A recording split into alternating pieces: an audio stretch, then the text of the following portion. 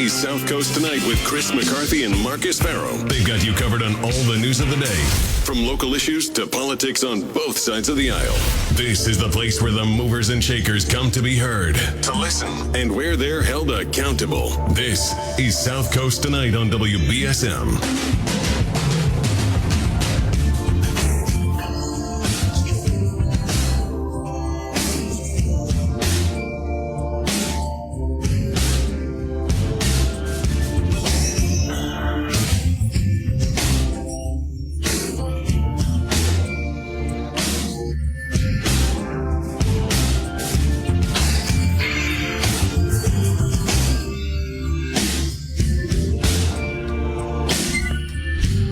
Welcome.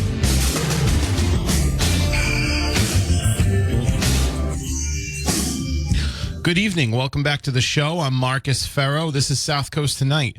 508-996-0500 is how you can get on the program this evening. Again, I want to thank Christopher Michaud for coming in. He's really taken a leadership role in southeastern Massachusetts on this issue of the Title V septic upgrade proposed by the state's Department of Environmental Protection that could bring a high cost to taxpayers and homeowners in southeastern Massachusetts and Cape Cod.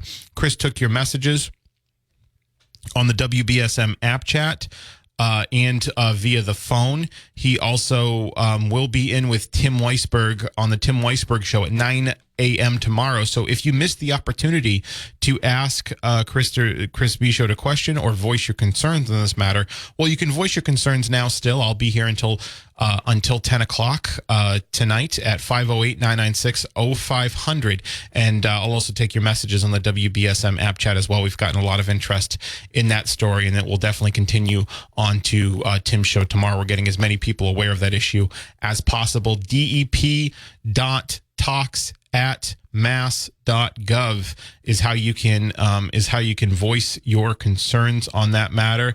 And it has to you have to have in the title, and this is a quote from Christopher Shea's article in the Dartmouth Week. You have to have, quote, Title V and that's an ampersand, and watershed permit in the subject line of that email for that to be included in the public comment section. That's until Friday, December 16th. Now, this could impact this just because it doesn't impact you yet. It could eventually impact you. It impacts a lot of the town of Dartmouth, Westport, I think maybe some of New Bedford as well.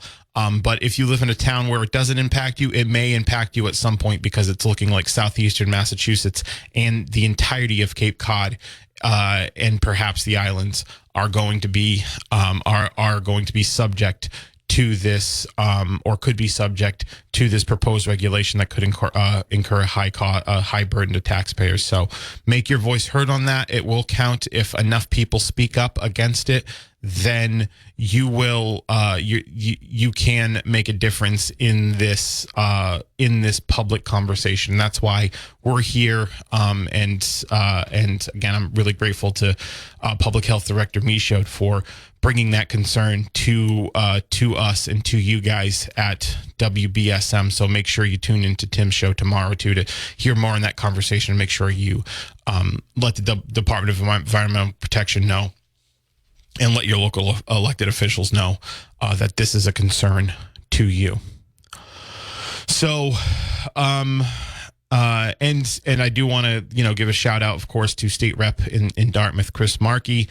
When I've had Chris Markey on multiple times. McCarthy and I have had him on multiple times throughout the show, and he really has an on the ground knowledge of what's going on in Dartmouth. I always joke that, when I had him on during the primary, when he had a primary challenge, he started talking about like the deer population, right? The overpopulation of deer in Dartmouth and how they're trying to combat that. So Chris Markey has taken a leadership role in this position as well as Dartmouth's Senator Mark Montigny, with Dartmouth's a part of his district. So definitely we're going to stay on top of this issue throughout the public comment period and beyond.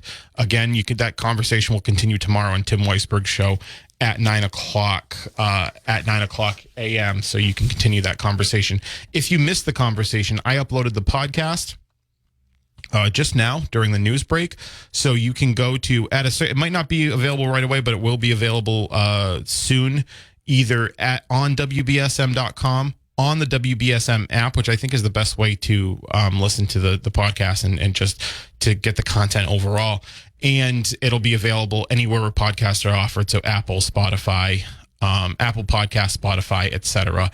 You can go and listen to that conversation again with Christopher Michaud that we just had, which I think we covered a lot of important ground there. So we will keep up on that issue. It is really important to us, and it's important to you as well.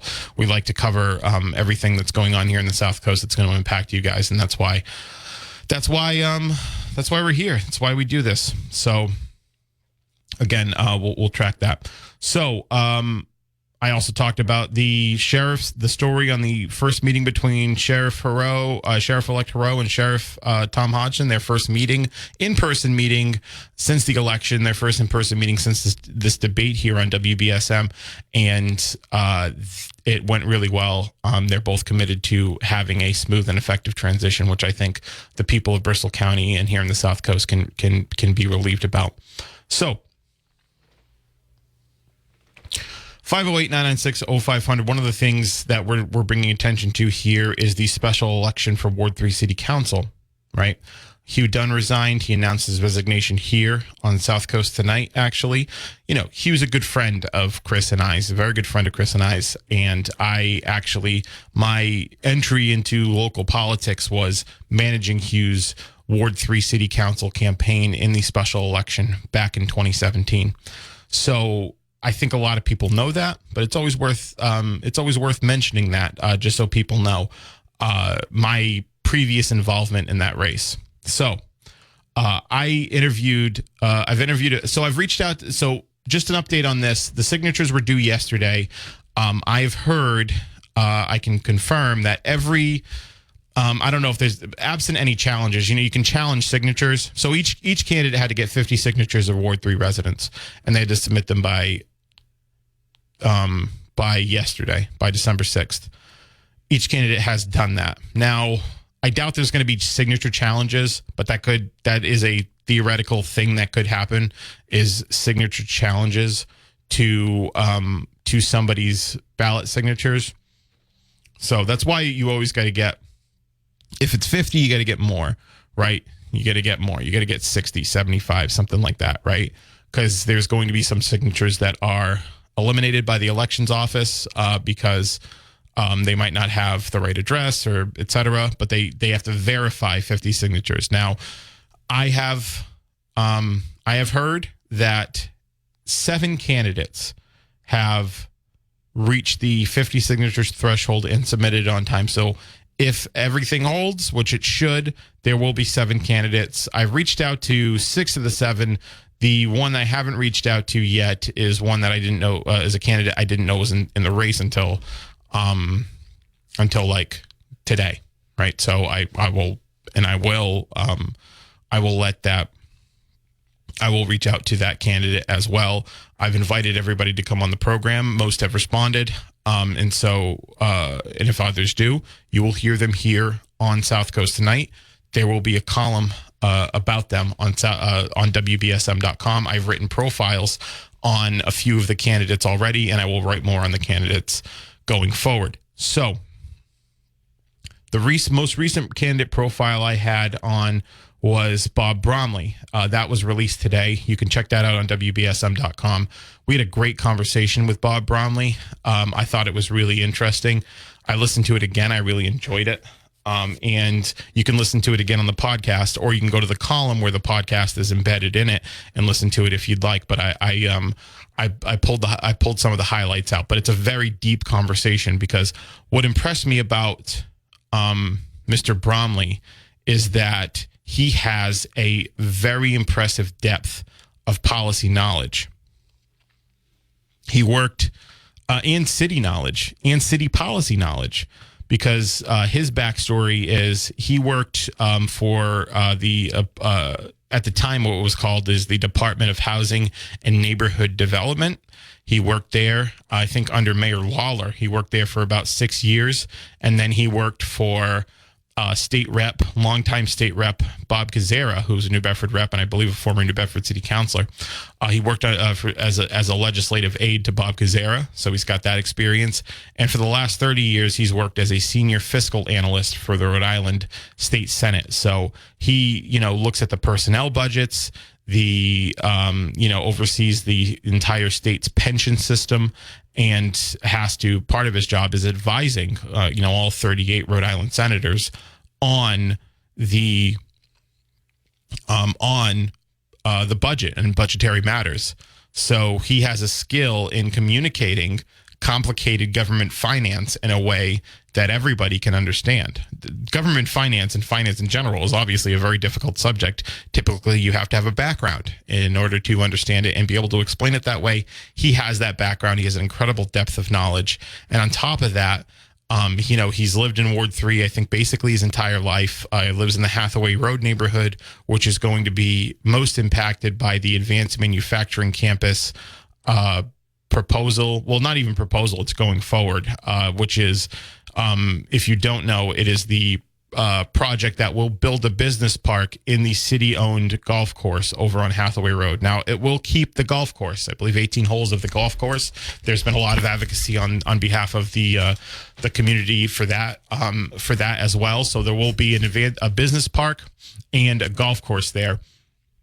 And there were a lot of public meetings, but there's still information that probably needs to get out there in terms of how the traffic's going to be impacted and all that. And I think, what impressed me about Bromley, other than his policy background, was the fact that he had a really, really deep knowledge of the traffic issues that were happening in the in that area as well. So it was a really good interview. I enjoyed it. And you can check that out on WBSM.com. I think coming into the race, he's got a strong candidacy. So go check out my profile on Bob Bromley. I also have one on Robert Cabral and Jake Ventura, all of whom I've had on the show. I had Kathy Daner on the show, who was a former city councilor and it was owned a real property brokerage, and she has a lot of important institutional and private sector knowledge, and it was very nice and genuine too.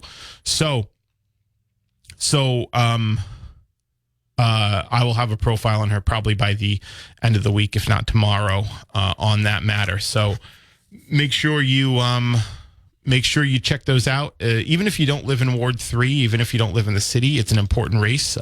What happens in New Bedford matters for everybody. And so we want to get that information on each candidate out there as much as possible.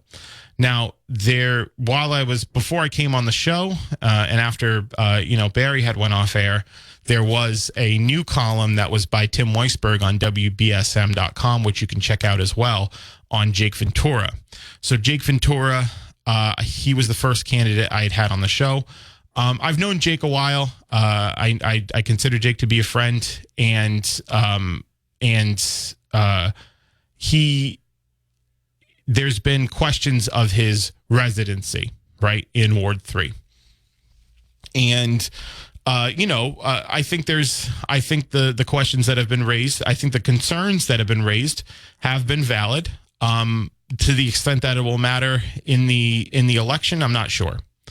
It depends on, how well he runs his campaign and communicates his message, and how the voters of Ward 3 feel about it. So, but Jake Ventura did send our newsroom a letter from the property owner of Wamsutta, the property management company that owns or that manages Wamsutta Mills. Wamsutta Mills is in the Hicks-Logan neighborhood of Ward 3, basically right under 195. It's one of the biggest apartment complexes in the city, if not the biggest. Councilor Dunn lived there previously. So it just basically, the letter verifies that he is a resident in the Wamsutta lofts. So you can check that out. There's a full story by Tim Weisberg. This was an issue, I remember, because again, I had run Councilor Dunn's campaign. Now, this was an issue. It really wasn't an issue, but because Councilor Dunn had lived in the city for like 6-7 years while he was both working as the New Bedford district rep for Congressman Keating and going to law school at UMass Law, where I also went. And then he had moved to Attleboro for a year. Part of it was because of, train access and all of that, and some other reasons. But he'd lived there for about a year and a half, and moved back into the city. Now, he had moved back, and it was just before Henry Bousquet had resigned. I think he'd moved back like 11 days before Henry had resigned. And when Henry resigned, he ran for the seat successfully and won. There was some kind of, did he move here to run for the seat? Blah, blah, blah. I can tell you no. That's just as a personal friend of his. I can tell you no. He didn't even know he lived in Ward 3 when he moved in. He texted Steve Martins. I remember he texted Steve Martins, who was the Ward 2 city councilor at the time, jokingly, and said, "Hey, I live in Ward 2 now. I'm running for your seat." He was joking. And then Steve goes, "No, actually, that's Henry's ward, and he's resigning." And so he ran a good campaign and eventually won. So this issue's coming up again. I've seen some reaction to it. I've seen some people who I know live in the ward who say, this is, I don't like this. And some people say, I'm interested to hear what he has to say. But Jack Spillane had written a column on the New Bedford Light, which I thought was a very good column. I think laid out the issue pretty completely, and I think was pretty fair. Honestly, laid out the issue. Talked about Jake and talked about his qualifications and all of that. And so they did release it. It's there. I don't know if it's going to be an issue. Again, that's going to depend on how well, Mr. Ventura runs his campaign and how effectively he communicates his message and how receptive the people of Ward 3 are to it. Have I seen the carpet, quote unquote carpet bagger? And a carpet bagger is someone who, moves to an area for an opportunity and all that. Have I seen that ever be effective in a campaign? Not really. Not really. But, the voters of Ward 3 might feel differently. I'm not sure. Again, you're going to have to just check that out. I have, I got called out. I get called out all the time just being here and being on the radio, and I typically don't respond to it. But I will anyway, just for, I guess, why not? I got called out because people were saying that I'm trying to help Jake or something. I've had every candidate in I've invited all but one candidate who I didn't know was running, right? I've had 4 of them in so far. I've written profiles on all of them. I don't know what more you want from me. I don't know what more you want from me in that. I've done everything that I do during a campaign. I've did this for every race that I've done. I've had the candidates in, I've written a profile on them, and we've had good interviews and good discussions. So I can say it. I get called out all the time. It happens. But I saw that. I was a little bit offended by it. I don't know why. Typically, I'm not. But I always saw it. I'm well, that's not right. That's not correct. Because I work hard to make sure every candidate that's in these important races has a voice. And then I get someone's calling me out for trying to fix the race. It was offensive to me. And I typically don't respond to stuff like that. But something about it bothered me. Just this once. Just kind of bothered me. I'm well, that's not right. So check out the profiles on the candidates that have been in. I've invited all of them on. If they come in, I'll write a profile on them, right? If they come in, I'll interview them. They'll get to talk to you, and they'll get to talk to Chris and me, and I'll write a profile on them. And I'll spell out all their qualifications and background. And I think that all of them have a lot to offer in this race. I think all of them have a lot to offer to the city council if they're elected. I think it's a great field, actually. I think it's a great field of candidates just based on everything I've seen so far. And I think the voters of Ward 3 are fortunate that they have this great field, this robust and qualified field of candidates. So that's my I don't know, that's my 2 cents on that. But 508-996-0500 is how you can get in the program. Good evening. Good evening, Marcus. How you doing? Oh, I'm doing just fine. And I must say, I learned that Kathy Daner is going to be running for Ward 3. Yep. Well, I'm picking her to be the front runner Why is that? because she's got the experience. She does. She's a very smart and talented woman. Yeah. Yeah, absolutely. I've seen her in action in the city council chamber. I've been there and watched her, and she is quite the woman and very smart and talented. Yeah. She when she came in, what the point I think she really got across was that she has the institutional knowledge of previously being a city councilor, and she has valuable private sector knowledge of owning a real estate brokerage. So she comes in with a lot of qualifications, and she's a genuine and nice person. I had some conversations with her off the air and on the air, and I actually hadn't talked to her prior to the interview earlier this week. I think on Monday, I hadn't talked to her prior, and I was impressed. Again, very nice person. And I'm sure my good friend, Tom Kennedy, who was a counselor at large himself, will agree with me as far as Kathy Daner is concerned. Yeah, maybe. I don't remember if he made a comment on who he thinks the front runner is, but I think having a former city council, someone who's won elections in the ward before, I think that definitely plays a pretty strong. I think that is very important. Yes, indeed. And once again, Marcus, you're doing an outstanding job. Thank you. The day cannot come quick enough for me to actually stand before you and shake your hand. I look forward to that, Big Al. And I look forward to it as well. Thank you. And I'm going to take a page from your book. It'll be fair to say, and let the record reflect without prejudice, you will have yourself a lifetime friend with me.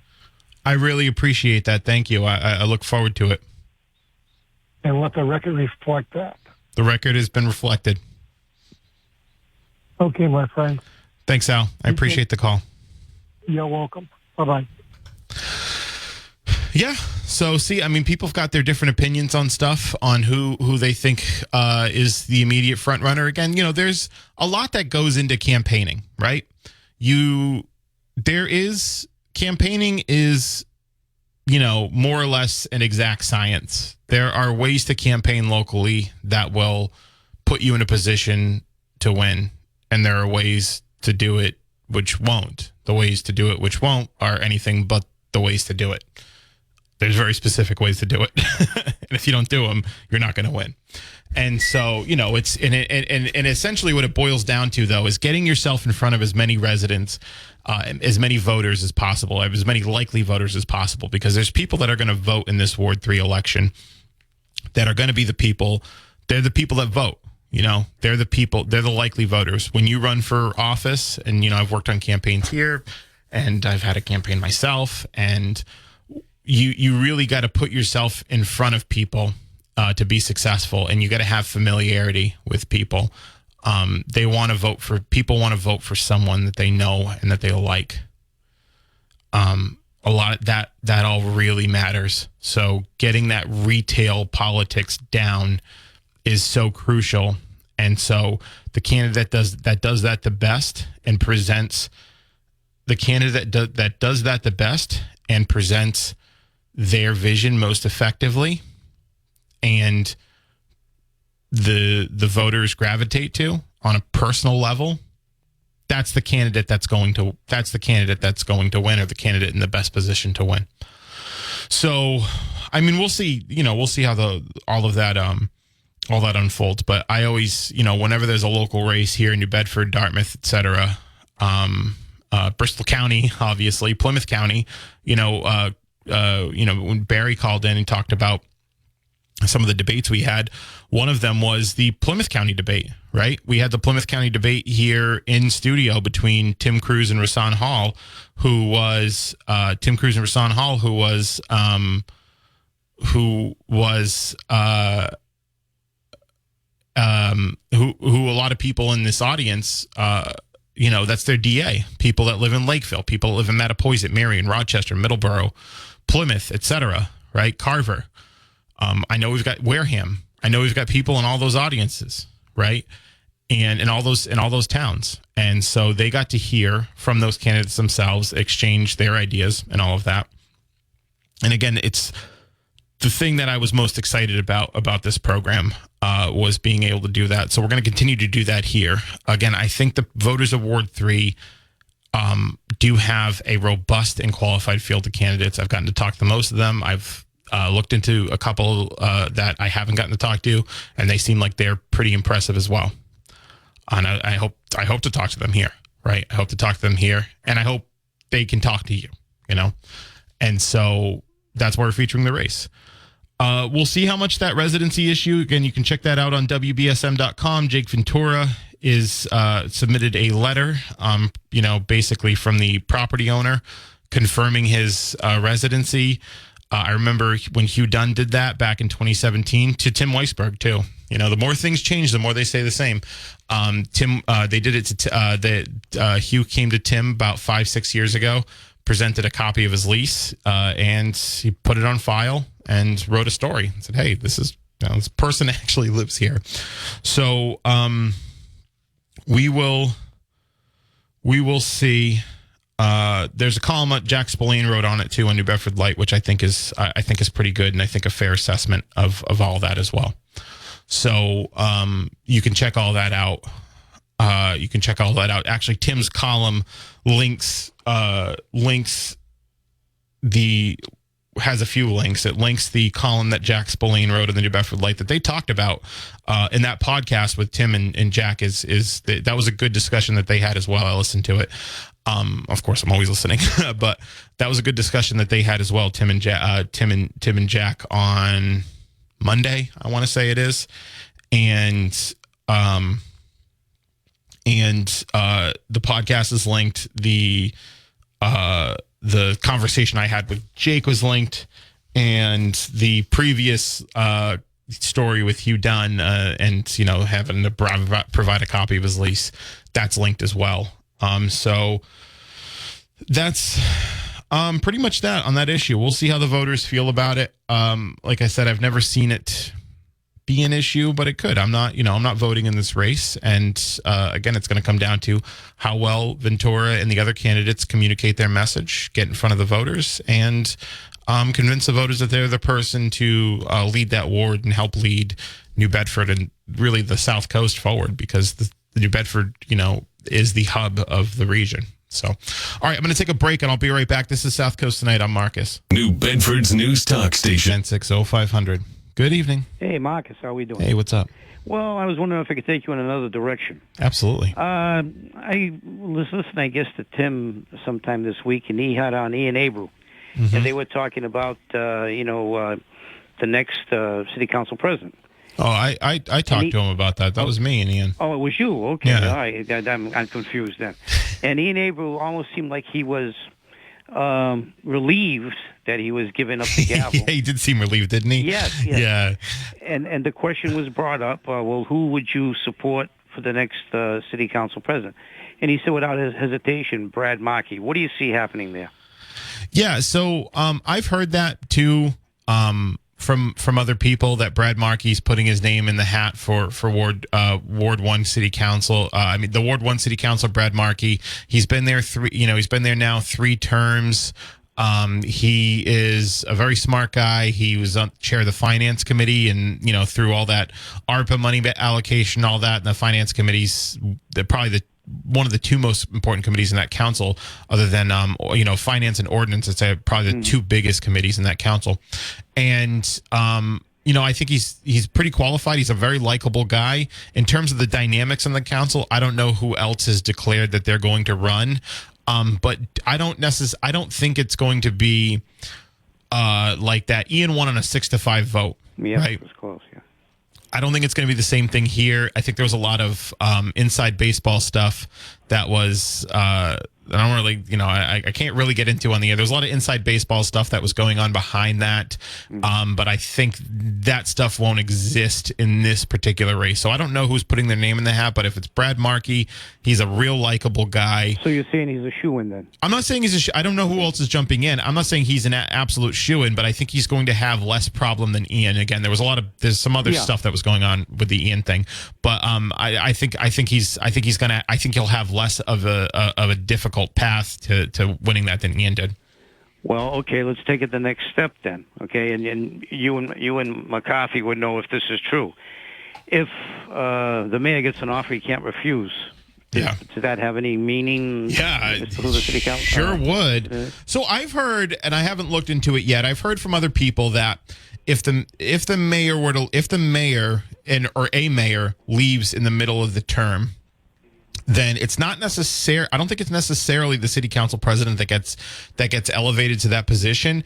It is someone who the city council votes on to be the acting mayor. Well, I thought past practice was like when Mayor Markey left to become a judge, Nelson Macedo just took over because he was the city council president. Yeah, that could have been I wasn't alive back then, but it could have been the. No, you were alive. But it could have been. I wasn't. It was like 19. You were being bottle fed at the time. Yeah, it was 1980, so it was 9 years before I was past born. Practice does I would say does mean something if it's not written. Yeah, probably. Charter. So probably the city council president, right?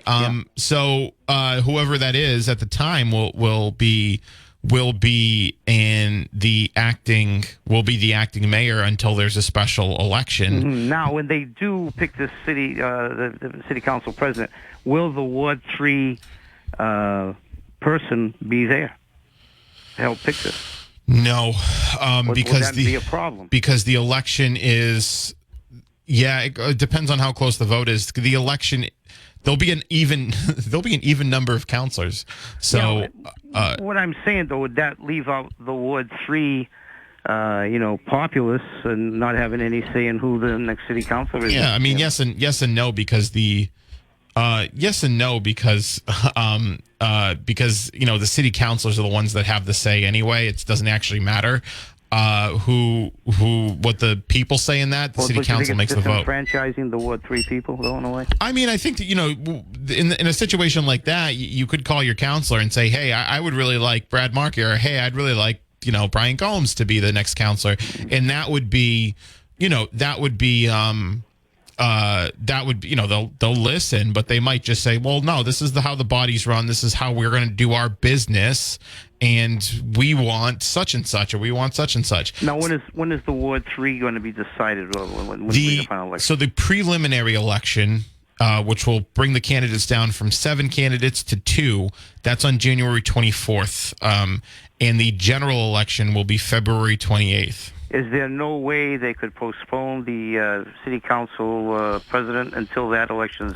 I doubt it because they have to move forward with like city business, and so they're probably just going to continue to operate as they would until the Ward 3. Could Ian be kept on in an interim basis until we get a Ward 3 councilor in there? I don't know if their charter allows for that. They'd probably have to like waive a rule, and I don't know if all of them would be willing to do that. Furthermore, if like someone like Brad or whoever, Maria, whoever wants to be the city councilor, if someone wants to be the city councilor, they don't necessarily want to start midway through the term because there's one vote in Ward 3 missing. It could be the case too.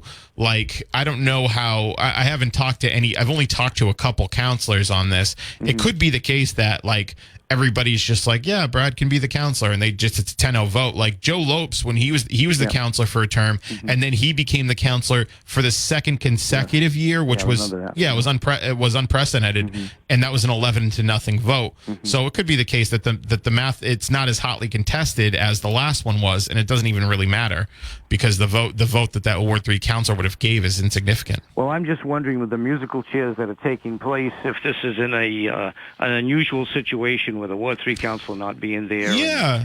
and that way those people are kind of disenfranchised. I guess here's the good city council president. Yeah, here's the good thing.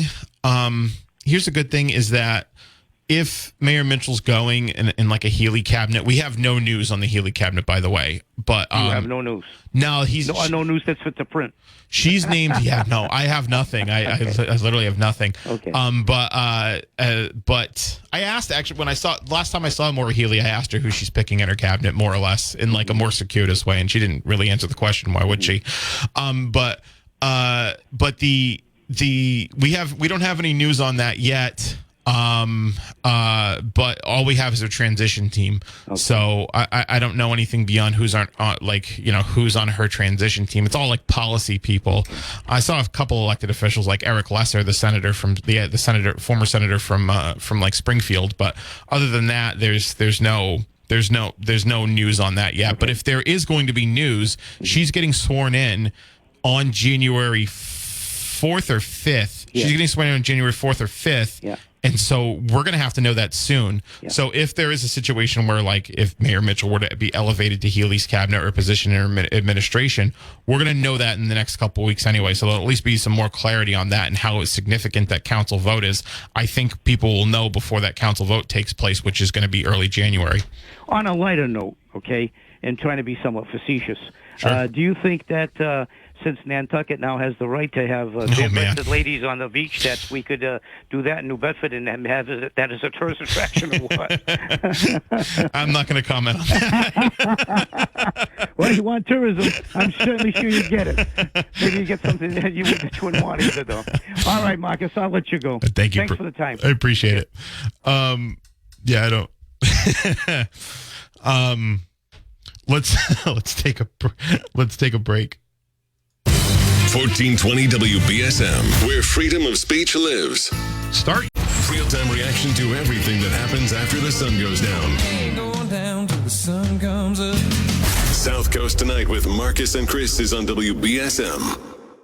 Welcome back to the show. I'm Marcus, 508-996-0500. Yeah, on the potential of Mitchell leaving for a cabinet position at Healy, he did say on Tim Weisberg's show he's not seeking anything. So we have no news on her cabinet or anything like that.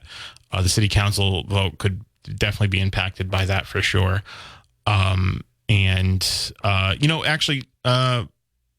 Maura Healy's inauguration, I believe, is January 5th. The inauguration of Maura Healy and Kim Driscoll. And it's going to be at TD Garden because they... Maura Healy and Healy and Driscoll were famously collegiate basketball players, so it's a kind of a nod to that. And they'll be sworn in on January 5th. The time and all that's going to come soon. We'll know more details on that. So if there's any cabinet level positions or anything that's going to be filled by people in Southeastern Mass, we're going to hear about that, I think, pretty soon, considering how soon their swearing date is. All right, I'm going to take a break and we'll be right back.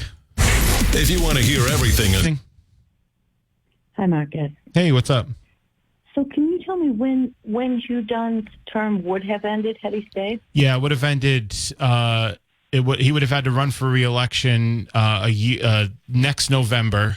So next year would have been his year coming up for re-election, and his term would have ended January of 24. So November of 2023 he would be rerunning. He would be running for re-election for November of 2023. And he couldn't squeak out one more month and stay till January till the vote was taken. No, no. So there's technically only going to be, 3-4 months shy of a full year. 3 months shy of a full year. Yeah. So pretty much. So people are all putting their money, time, and effort into being the incumbent, basically, for next go-around. You know what's going to happen, though, is that whoever gets elected will probably, if they run strong enough, will probably get reelected. That's what happened with Hugh. He ran such a strong campaign that no one even bothered to run against him in the fall after he got elected in the special election. They only have like 9 months. Yeah, that's correct. And the charter, effort out there, and they may or may not, get elected. Well, once you get elected, that's the risk of running a campaign. But once you get elected, right? But they're not waiting till next go around. They're all trying to see what they can put out there in 9 months before the next election. So that's really the seats. Yeah, because the seats open now. Yeah, and then the cost of an election, and it's really only for a 9-month period. Interesting. 15 to 20 grand. I think they estimated, the mayor's office estimated that it would cost. Yeah, the city charter says if it's anything less than 6 months if it's anything longer than 6 months of an elected official's final term, there'll be a special election. And so 6 months, if it was January, it would have been like July or August. If he were to resign, something like that. So, wow. So he could have done it a little earlier and given somebody a whole year, or a little later, but this is the way it is. So what would that position pay for, a year? Do you know? The salary's $24,000 a year. I don't know if it's prorated based on the fact that they come in later. I imagine it is. I would think so. Yeah. So probably So because they don't just pay for your campaigning and like your time and effort in that front. That's not how it works. So I imagine 9 months is what you're getting, or thereabouts. Yeah. I mean, they almost know that. They're the ones. It's going to cost nearly the whole year's salary. For taxpayers. Yeah. In addition to fill that position. Yeah, 3/4 of it or whatever. Yeah, okay. I mean, they would have cost the salary anyway, because if Hugh Dunn stayed, he would have just taken the salary. But